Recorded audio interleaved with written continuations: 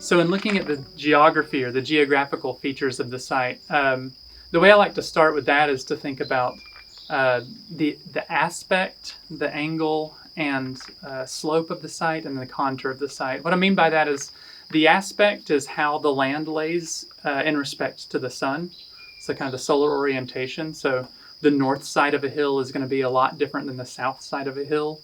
The south side is going to be dried out by the sun. It's going to be crunchy, different plants are going to grow there. The north side of the hill is going to be moist and a lot of shadow. Frost is going to linger on the north side much longer. And then the east and west sides of the slope are also their own characters. So understanding the aspect of the site is important.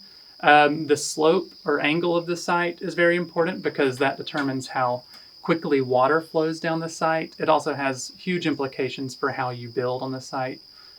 Here in the mountains, it's difficult to find a site that is flat and doesn't have a significant slope. So one building style that I really enjoy in the mountains is building on piers. That allows you to do minimal site work, and your building can kind of stand on stilts as a hill kind of flows beneath it.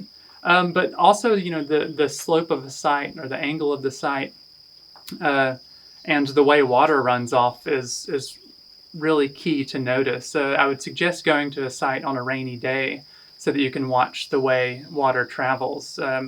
These mountains are always slowly washing away, and that erosion over the years will be significant, and the site will change more than you probably think it will. So really noticing how water travels down the slope. Additionally, as water flows down the slope, it carries nutrients with it. So different plants are going to be able to grow based on the speed of the water and the amount of water flowing down a hill. So really noticing how steep the site is. A little trick that I've heard is you can take a plastic cup and bring it with you and set it on the ground and mark the slope of the water in the cup. And then you take it back and you can measure the difference between the sloped line you drew and that cup sitting on a flat table, and that will give you an idea of the angle. And then the contour is noticing like kind of the smaller divots. And so you might have a hillside, but within that hillside, there are little rolling hills or pockets that are more moist than others, or little mounds and berms. These create little micro zones of different moisture content. And those are just really good to notice because you don't necessarily want to put a footing inside a moist little bank or an area that it might not seem like it's capturing moisture, but it might be. So really try to understand those geographical features of the site.